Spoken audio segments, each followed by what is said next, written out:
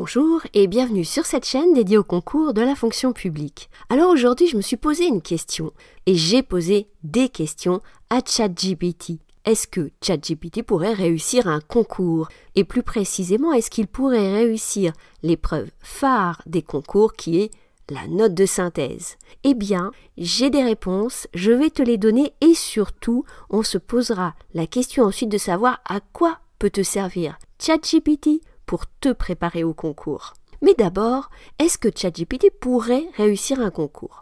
Alors d'abord, je lui ai posé une question simple, histoire de se mettre un petit peu en route, qui est: est-ce que ChatGPT peut résumer un texte du style de ceux qu'on peut trouver dans un dossier de notes de synthèse? On sait que ChatGPT peut résumer des textes, il le fait très bien, on le sait, mais je lui ai posé précisément cette question sur un texte de ceux que l'on peut trouver dans un dossier de notes de synthèse. Alors tu trouveras les références de ce texte si ça t'intéresse en description du podcast. Il s'agit d'une réponse ministérielle à propos de la lutte contre les fraudes fiscales.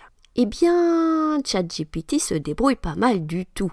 Je vais te donner ici quelques extraits de son résumé, je ne vais pas tout te donner. Je lui ai posé la question déjà en le limitant sur le nombre de mots pour qu'il sache à peu près le résultat que je veux obtenir.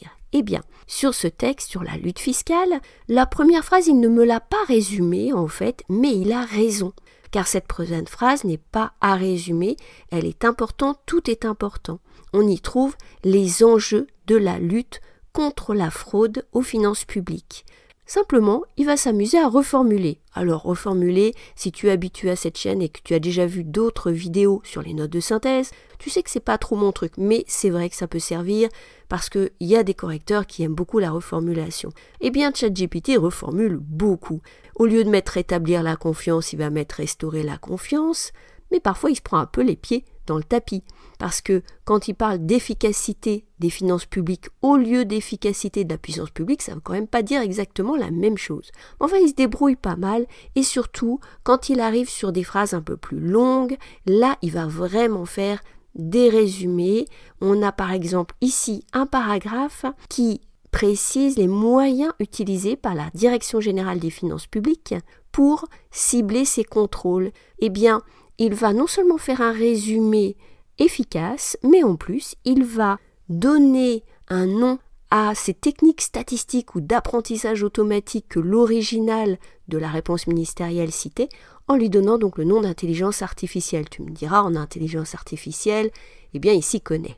Mais c'est vrai que c'est pas mal du tout, c'est même plus qu'un résumé en fait. On peut continuer un petit peu, mais on verra que des fois, il est un petit peu plus maladroit. Par exemple, ici, dans l'original du texte, on parle des plateformes d'économie collaborative, donc on va parler Uber par exemple. Eh bien, il fait son résumé en synthétisant trop puisqu'il nous parle des autres plateformes économiques, ce qui ne veut plus dire grand-chose. Mais globalement, c'est quand même pas mal. Alors on va lui mettre une bonne note pour le résumé, un 18 sur 20, bien mérité. Maintenant, si tu es abonné à cette chaîne et si tu ne l'es pas encore, je t'incite à le faire et à cliquer sur la petite cloche pour recevoir des notifications. Eh bien, tu le sais qu'il y a une grosse différence entre la note de synthèse et le résumé. C'est pas parce qu'on est bon en résumé qu'on est forcément bon en note de synthèse. Eh bien oui, parce que la note de synthèse, ça veut dire aller chercher dans différents documents des notions qui sont d'abord la notion d'enjeu. Alors j'ai demandé à ChatGPT, est-ce que tu es capable de repérer dans un texte les enjeux? Donc toujours ce texte de réponse ministérielle sur la fraude fiscale, je lui ai demandé de repérer les enjeux. Et là, oui, je suis assez bluffée quand même parce qu'il va bien les repérer. Il va me repérer des enjeux de rétablissement de la confiance et de la justice fiscale et il me met même que c'est l'enjeu principal. Donc non seulement il repère les enjeux, mais en plus, il les hiérarchise. Et là, on est vraiment sur l'exercice de la synthèse. Il va me trouver un enjeu d'efficacité de la puissance publique, pas mal du tout, des enjeux technologiques et des enjeux économiques. Alors là, c'est très intéressant, parce qu'en fait, il va typer les enjeux. Et ça, quand tu le fais dans une note de synthèse, c'est très, très bon. Mais il y a quand même un petit problème. C'est que l'utilisation des nouvelles technologies, c'est pas un enjeu, c'est un moyen, c'est un levier. C'est très important de faire la distinction entre les enjeux et les leviers. D'ailleurs, je te mets là un lien justement vers une vidéo sur la notion d'enjeu. Tu pourras voir ça en détail. Donc, Un petit bémol quand même, il veut un peu trop en faire.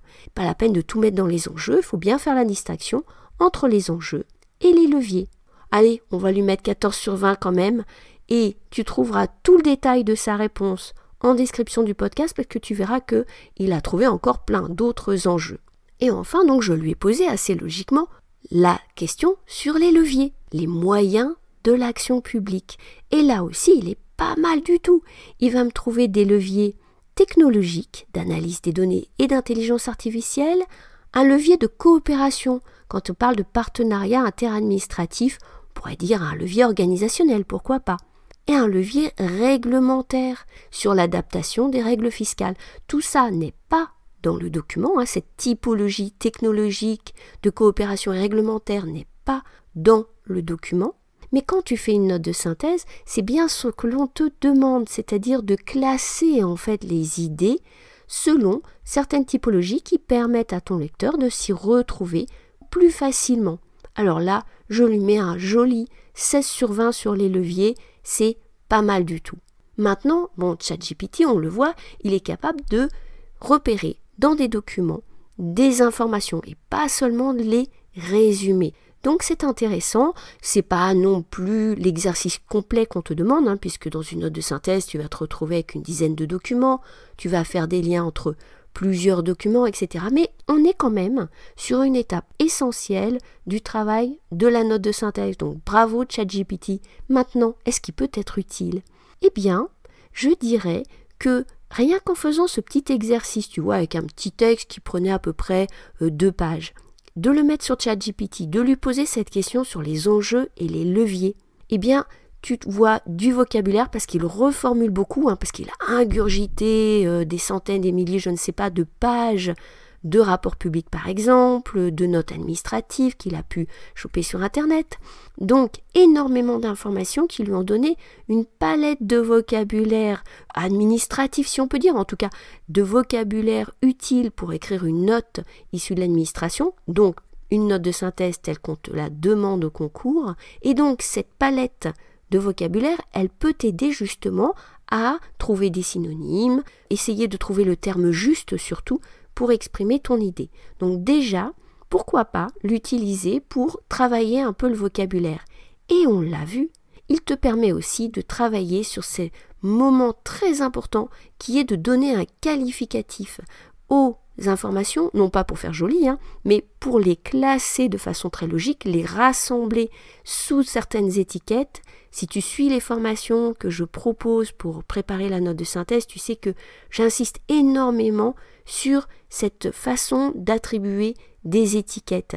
Donc, ce point de départ de l'analyse des documents qui te sert ensuite à faire un plan. ChatGPT va pas te faire le plan, il va te donner le plan qui est dans le document. Donc là, il s'est résumé un plan, mais il va pas te créer un plan. Mais toi, tu as besoin de cette étape de qualifier ces informations, de les étiqueter pour faire ensuite un plan. Donc oui, ChatGPT peut être utile, n'hésite pas à lui soumettre des documents, lui demander les enjeux, lui demander les leviers, faire toi-même l'exercice sur une petite feuille, de comparer. Tu verras qu'il n'a pas toujours raison, on l'a vu quand il a mis un levier parmi les enjeux, c'est toi qui vas le corriger et tu vas avoir comme ça l'œil aiguisé pour voir ce qui est vraiment un enjeu, ce qui est vraiment un levier. Tu vas t'habituer à faire ce travail-là et je pense que c'est une très bonne gymnastique pour préparer l'épreuve de notes de synthèse des concours de la fonction publique.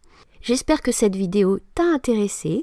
N'hésite pas bien sûr à t'abonner et aussi à rejoindre un espace de partage.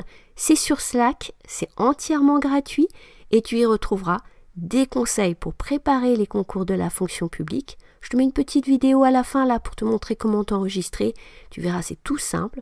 Donc n'hésite pas à nous rejoindre sur Slack et puis il me reste à te souhaiter très bonne chance pour les concours que tu prépares.